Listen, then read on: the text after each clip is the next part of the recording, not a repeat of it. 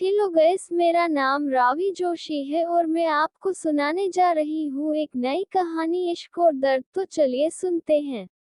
अनाया को समझ नहीं आ रहा था कि वह अब क्या करे। रेशमा अपने दिल पर हाथ रखते हुए कहती है, हमारे पास बस एक ही रास्ता है। अनाया रेशमा की तरफ देखते हुए कहती है, क्या? रेशमा अनाया की तरफ मायूसी से देखकर कहती है, अब वो सुन, क्योंकि बस अब यही एक रास्ता रह गया है जिससे हम इस प्रॉब्लम से छुटकारा पा सकते हैं। अनाया को यह सुनते ही गुस्सा आ जाता है और अनाया गुस्से से रेशमा को देखते हुए कहती है, तुम्हारा दिमाग तो खराब नहीं हो गया है? तुम चाहती हो कि मैं उस बच्चे की जान ले लूं? रेशमा अनाया को समझाते हुए कहती है, हमारे पास और कोई रास्ता नहीं है। अनाया, तुम ठंडे दिमाग से सोचो, अगर लोगों को पता चल गया कि तुम प्रेग्नेंट हो तो क्या होगा? और जब तुमसे पूछा जाएगा कि यह बच्चा किसका है तो क्या जवाब दोगी? अपने बारे में ना सही पर अपने परिवार वालों के बारे में तो सोचो, वह लोगों को क्या जवाब देंगे? और आदित्य, उसका क्या? वो तो तुम्हें खुद की जान से भी ज्यादा चाहता है। और वैसे भी अभी तुम्हारी उम्र ही क्या है? और तुम्हें खुद नहीं पता कि इस बच्चे की वजह से ना जाने कितनी प्रॉब्लम तुम्हें फेस करनी पड़ेगी। अनाया की आंखों से अब और ज्यादा आंसू बहाने लगते हैं और वह रोते हुए कहती है, क्या कोई और रास्ता नहीं है? रेशमा परेशानी के साथ कहती है, तो तुम ही बताओ कि और क्या रास्ता हो सकता है? अनाया सुबकते हुए कहती है, मुझे कुछ समझ नहीं आ रहा कि मैं क्या करूं। तो रेशमा अनाया को गले लगाते हुए कहती है, मेरी बात मानो अनाया, क्योंकि हमारे पास और कोई रास्ता नहीं है। और ध्यान रहे, किसी को भी इस बारे में नहीं पता चलना चाहिए, समझ में आया? तुम्हारी फैमिली को भी नहीं, और खासकर आदित्य को तो बिल्कुल भी नहीं। समझ में आया? अनाया हाँ में अपनी गर्दन हिला देती है। रेशमा हॉस्पिटल का बिल पे कर अनाया को लेकर हॉस्पिटल से बाहर आ जाती है। मुंबई में राठौर एंटरप्राइज कंपनी के अंदर आरिश के केबिन में बेहद शांति थी और आरिश अपनी चेयर पर बैठा गुस्से से पेन को टेबल पर टैप टैप किए जा रहा था, जैसे वह अपना गुस्सा अंदर दबा रहा हो। उसके बगल में खड़ा विहान, जिसका सर झुका हुआ था और चेहरे पर डर के भाव नजर आ रहे थे। उसे ऐसा लग रहा था जैसे किसी भी पल उसकी मौत हो जाएगी, क्योंकि उसने पहली बार आरिश का काम करने में इतनी देर कर दी थी, जिसकी वजह से उसे आरिश पर रत्ती भर भरोसा नहीं था कि वह उसके साथ क्या करेगा। ऊपर से वह कमीना अमन रस्तोगी, जिसने एक हफ्ते पहले ना जाने कितनी बड़ी बड़ी बातें की थी कि वह 2 दिन में सारी इंफॉर्मेशन ला कर देगा, लेकिन एक हफ्ता हो गया है और उसका कोई अता पता भी नहीं है। आरिश का चेहरा देखने में बिल्कुल शांत लग रहा था, लेकिन उसकी आंखें बेहद लाल और डरावनी लग रही थी, जिसे अगर कोई भी एक पल के लिए देख ले तो वह डर से अंदर तक कांप जाए। दरवाजे पर कोई डोर नॉक करता है। आरिश अपनी नजरें दरवाजे की तरफ करता है तो अचानक से एक शख्स, जिसने नेवी ब्लू कलर का सूट पहना हुआ था और उसके चेहरे के एक्सप्रेशन बेहद सीरियस थे, और उसके पीछे खड़े 2 लोग, जिन्होंने उसी से मिलते जुलते कपड़े पहने हुए थे, लेकिन उन दोनों की पर्सनैलिटी और आगे खड़े शख्स की पर्सनैलिटी बेहद अलग थी। वह अपने सीरियस लुक के साथ अंदर आता है और आरिश के सामने अपना सर झुकाता है। आरिश अपनी नजरें सामने खड़े शख्स पर टिका देता है, जिसके चेहरे पर कोई भाव नजर नहीं आ रहे थे, लेकिन उसकी आंखें झुकी होने के बावजूद भी थोड़ी डरी हुई लग रही थी। अमन रस्तोगी मुंबई शहर का सबसे जाना माना डिटेक्टिव था, या फिर यह कहना ज्यादा अच्छा होगा कि वह एक प्रोफेशनल हैकर था। वह किसी की भी इंफॉर्मेशन हो या लोकेशन, वह 2 मिनट में निकाल देता था। लेकिन उसके पूरे करियर में ऐसा पहली बार हुआ कि उसे किसी की इंफॉर्मेशन निकालने में 1 हफ्ते तक का समय लग गया था, क्योंकि उसके पास जितनी भी इंफॉर्मेशन थी वो बहुत कम थी। लेकिन वह अपने काम में बहुत ज्यादा प्रोफेशनल था, इसीलिए इतनी मेहनत के बाद उसने उस लड़की का चेहरा क्लियर कर दिया, और जैसे ही उसका चेहरा क्लियर हुआ, उसकी सारी इंफॉर्मेशन निकालना उसके लिए इजी हो गया।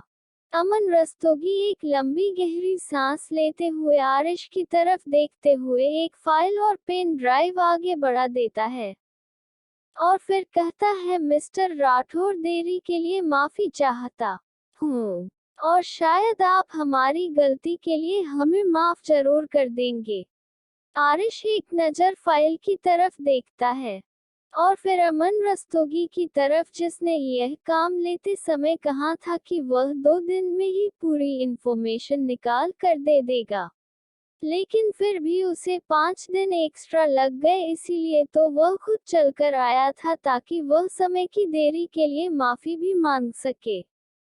आरिश ने अपने एक हाथ से उन सभी को जाने का इशारा करता है। इसका मतलब उसने अमन रस्तोगी को माफ कर दिया था, क्योंकि उसके पास इतना समय नहीं था कि वह इन सब पर बर्बाद करे।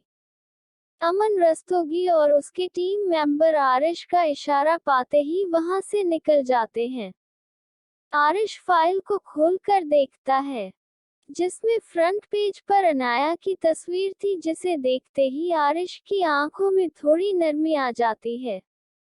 उसके बाद दूसरे पेज पर उसका नाम और उसके बारे में सारी डिटेल और फैमिली से लेकर कॉलेज फ्रेंड्स सबकी डिटेल फाइल में मौजूद थी। वेहान जल्दी से पेन ड्राइव लैपटॉप में लगाकर ओपन कर देता है, और फिर लैपटॉप आरिश के सामने कर देता है। लैपटॉप की स्क्रीन पर एक ऑडिटोरियम का सीन चलने लगता है, जिसमें एक पतली दुबली सी लड़की स्ट्रेच पर डांस परफॉर्म कर रही थी, और फिर लोगों की जोरदार तालियों की गूंज पूरे ऑडिटोरियम में गूंज उठती है। उस लड़की के चेहरे पर बहुत ही प्यारी स्माइल होती है। वो खुशी से अपना प्राइज लेती है। उसके बाद कुछ लोगों की भीड़ आकर उसे घेर लेती है। वो लड़की बहुत ज्यादा ही खुश और एक्साइटेड लग रही थी कि तभी भीड़ को चीरते हुए एक लड़का आता है और अनाया को गले लगा लेता है, जिसे देख आरिश की आंखें पत्थर की तरह कठोर हो जाती हैं। उसके बाद दूसरी वीडियो प्ले होती है, जिसमें वह लड़की होटल के किसी कॉरिडोर में अनकॉन्शियस हालत में एक लड़की के साथ खड़ी थी। वो लड़की उसे कुछ बोलकर लिफ्ट की ओर चली जाती है, जिसकी वजह से वो लड़की बिल्कुल अकेले थी, और उसके पैर उसका साथ नहीं दे रहे थे। वो अपने हाथ में कार्ड को देखती है और फिर धीरे धीरे अपने लड़खड़ाते कदमों के साथ वह हर रूम नंबर की तरफ देखती है, और वह धीरे धीरे कर आगे की तरफ बढ़ती है कि तभी एक कमरे के सामने आकर वह रुक जाती है, और फिर वह अपने हाथ में लिए कार्ड से डोर ओपन करने की कोशिश करती है। लेकिन बार बार कोशिश करने के बाद भी डोर ओपन नहीं होता तो वह गुस्से से डोर पर एक किक कर देती है, जिसकी वजह से उसके पैर में चोट लग जाती है कि तभी डोर ओपन होता है और किसी का हाथ आगे की तरफ बढ़ता है कि तभी वह लड़की पैर में चोट लगे होने की वजह से उसी इंसान पर गिर जाती है। फिर तीसरी वीडियो प्ले होती है, जिसमें डोर ओपन होता है और घबराई हुई अनाया, जिसके बाल बहुत ज्यादा उलझे हुए थे और उसके कपड़े भी सही नहीं लग रहे थे, उसके हाथ में एक बैग था। वह जल्दी से भागते हुए कमरे के नंबर देख रही थी और आगे बढ़ी जा रही थी कि तभी अचानक उसके कदम रुकते हैं और वह कार्ड से डोर ओपन कर अंदर चली जाती है। आरिश ये तीनों वीडियो देखने के बाद यह तो समझ जाता है कि वह लड़की ज्यादा ड्रिंक करने की वजह से गलती से आ गई थी, ना कि उसे किसी ने भेजा था। लेकिन आरिश को यह समझ नहीं आ रहा था कि वह लड़की अचानक से भाग क्यों गई। कि तभी उसने अपने ऊपर किसी की नजरें महसूस की तो उसने अपना सर उठाकर देखा तो विहान उसी को देख रहा था। आरिश की आंखें अचानक से सर्द हो गई और वह गुस्से से बोला, दिल्ली की फ्लाइट बुक करो। यह सुनते ही विहान अपने होश में वापस आता है और हाँ में अपनी गर्दन हिलाते हुए कहता है, ठीक है बॉस। लेकिन फिर भी आरिश की नजरें विहान पर ही थी, जिसे देख विहान अंदर तक कांप रहा था और उसका दिल तो कह रहा था कि वह अभी यहाँ से भाग जाए, लेकिन वह आरिश की इजाजत के बिना यहाँ से जा भी नहीं सकता था। कि तभी आरिश ने गुस्से से कहा, आउट। तब जाकर विहान वहां से बाहर निकलता है और फिर बाहर जाकर गहरी लंबी सांस लेता है और अपने आप में ही बड़बड़ाते हुए कहता है, एक ना एक दिन तो मैं अपने बॉस के गुस्से को देखकर ही मर जाऊंगा। आप सभी आगे की कहानी सुनना चाहते हैं तो कमेंट सेक्शन में जरूर बताएं।